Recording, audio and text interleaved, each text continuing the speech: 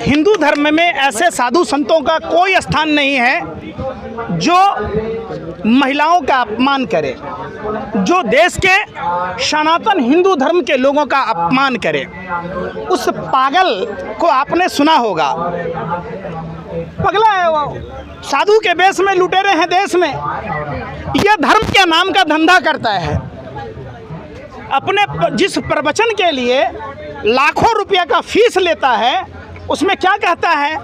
धन, दौलत, मोह, माया सब बेकार की चीज़ें हैं। अबे पगले, तो तुम जो फीस लेते हो किस लिए लेते हो? झकमराने के लिए लेते हो। और फिर देश में कुमारी कन्याएं जिसे हम माँ दुर्गा का रूप देते हैं, देवी का रूप देते हैं, उनकी पूजा करते हैं। सत्य सनातन हिंदू धर्म में जहाँ नारियों की पूजा होती है वहाँ देवताओं का वास होता है, जहाँ नारियों का अपमान होता है वहाँ राक्षसों का वास होता है।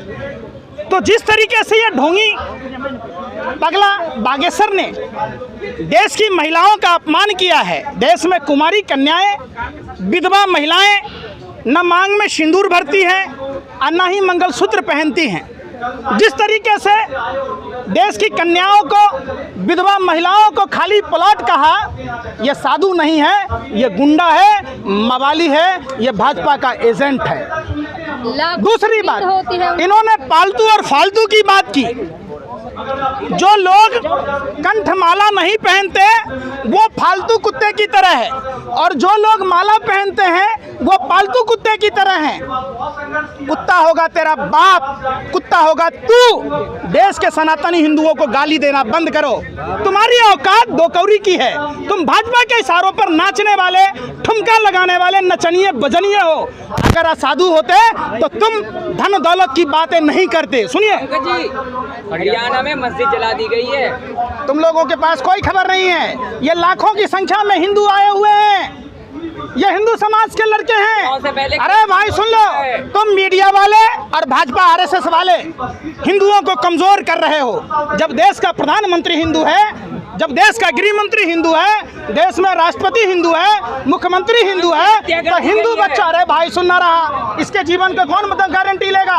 ये हिंदू युवा हैं जिन्हें प्रधानमंत्री, भाइयों बहनों मित्रों, इनको विकलांग मत बोलो, इनको दिव्यांग बोलो। हरियाणा जल रहा है सर। तुम हमारे कुत्ते की तरह क्यों भौंक रहे हो भैया देश में? अरे भाई नहीं, तुम पत्रकार ही नहीं हो, भाजपा IT सेल के दलाल हो। तुम्हें जब देश में युवा रोजगार के लिए आए हैं, तब मणिपुर में, हरियाणा में, उत्तर प्रदेश में दरोगा को मारा पीटा गया। कल गाजियाबाद में भाजपा के पार्षद ने यूपी पुलिस वालों को मारा। गोरखपुर में पुलिस वालों की पिटाई होती है, तुम वो खबर ना दिखाते। तुम कौन सी खबर दिखाते हो जिससे भाजपा के प्रति वोटों का समीकरण हो? मोदी योगी को वोट देना है, हिंदुस्तान में रहना है। तो निश्चित तौर पर ऐसी मानसिकता बनाई जा रही है, डर का माहौल बनाया जा रहा है कि लोग भाजपा के साथ जुड़े रहें। आप बात कीजिए शिक्षा की, आप बात कीजिए रोजगार की, आप बात कीजिए स्वास्थ्य की, आप बात कीजिए। कितने बेशरम हो, कितने पैसे मिले हैं भाजपा कार्यालय से, क्यों देश जला रहे हो? हरियाणा की बात करो ना कि इमामों को मानदेय भत्ता बीजेपी दे रही है। बात करो ना, बीफ एक्सपर्ट में बीजेपी का राज है। जो बीजेपी वाले ये कहते थे कि आपका, मोदी जी कहते थे आपका खून नहीं खौलता कि एक लोग ऐसे हैं जो गायों की हत्या करते हैं। अरे मोदी जी, आपकी सरकार में उन्हीं गायों की मीट को बेचा जा रहा है और आप नंबर 1 का तगमा लिए हुए हैं और आपके मुंह से एक शब्द नहीं निकलता। बात हरियाणा की करेंगे। सत्यपाल मलिक ने कहा है कि सत्ता में रहने के लिए राम मंदिर पर भी हमला करवा सकते हैं। अरे भाई सुनो, यहाँ देश के हर घरों पर हमला हो रहा है। आपको पता है कि सिर्फ हिंदू समाज ही नहीं, देश के युवा पढ़ाई लिखाई ना कर सके, इसके लिए हॉस्टल और PG पर 12% GST लगा दिया गया। आप बात उसकी नहीं करते। देश के वैज्ञानिक रिसर्च ना करें, भारत को विश्वगुरु ना बना पाए, इसके लिए उनके अनुसंधान में करने का जो बजट है उसमें 6.8% की कटौती कर दी गई। शिक्षा के बजट में कटौती कर दी गई कि पढ़ेगा इंडिया तो मोदी जैसे निकम्मे निठल्ले प्रधानमंत्री से सवाल पूछेगा इंडिया और उन पर थूकेगा इंडिया। इसीलिए फिर मस्जिद जला दी गई हरियाणा में।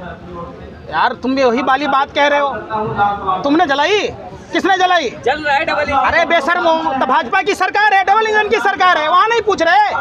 अरे बेशर्मो, वहाँ पूछने में छठी रात का दूध याद आता है। तुम लोग जानबूझकर देश में दंगा कराना चाहते हो। आप पत्रकार नहीं हो, आप आतंकवादी हो।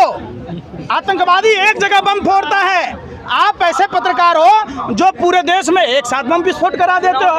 अरे भाई, अरे सुन लो, चुनाव की तैयारी भाड़ में जाए। देश के युवाओं का भविष्य नहीं बचेगा तो देश नहीं बचेगा, उसकी चिंता नहीं है। देखो भैया ने भाजपा की दलाली खा के आई है, इनको एक ही शब्द मालूम है। तुमने मनोहर लाल खट्टर से सवाल क्यों ना पूछा? तुमने अमित शाह से सवाल क्यों ना पूछा? तुमने नरेंद्र मोदी से सवाल क्यों ना पूछा? बस एक ही काम है। अरे भाई इतना बोल रहे हैं, कहीं गोली लग जाए आपको तो? हैं? इतना बोल रहे हैं बीजेपी के खिलाफ, ट्रेन में गोली चल जा रहा है। भैया अगर सुनो, अरे भाई, अरे सुन तो लो यार। अरे भैया, हमारे बाप दादाओं ने फांसी के फंदे को चूमा। हमारे बाप दादाओं ने अगर डरा होता, हम कोई सावरकर की औलादे नहीं है, हम सुभाष चंद्र बोस के वंशज हैं, हम खुदीराम बोस के वंशज हैं। गोली खाना, फांसी के फंदों पर झूलना, जेल जाना, ये तो विरासत में मिला है, इसलिए इस बात को चर्चा ना करो। 2024 में 2014 में मोदी जी ने कहा था हर साल देश में रहना तो मोदी योगी कहना 2 करोड़ सवाल कर रहे हो। कहाँ रहना है?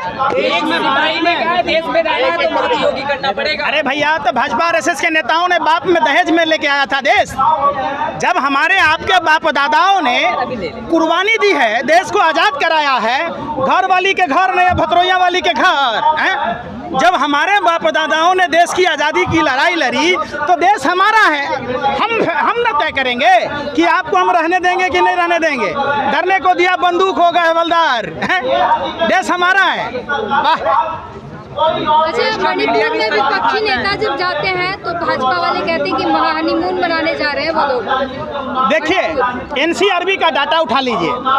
संस्कारहीन लोगों का अड्डा भारतीय जनता पार्टी, देश लुटेरों का अड्डा भारतीय जनता पार्टी, बलात्कारियों का अड्डा भारतीय जनता पार्टी, देश के गरीब जनता को लूटने वालों का अड्डा Bharatiya Janata party. Bhajpa washing powder, दूध सी सफेदी, जितने देश में कुकर्म हैं, सारे कुकर्मी भाजपा में गए नहीं कि वो राजा हरिश्चंद्र के छठी औलाद हुए नहीं। दाग अच्छे हैं क्या? पहले इस्तेमाल कीजिए, माने भाजपा में ज्वाइन कीजिए, आप फिर विश्वास कीजिए, आपके सारे आरोप, सारे सजा माफ हैं। पंकज जी क्या कहेंगे?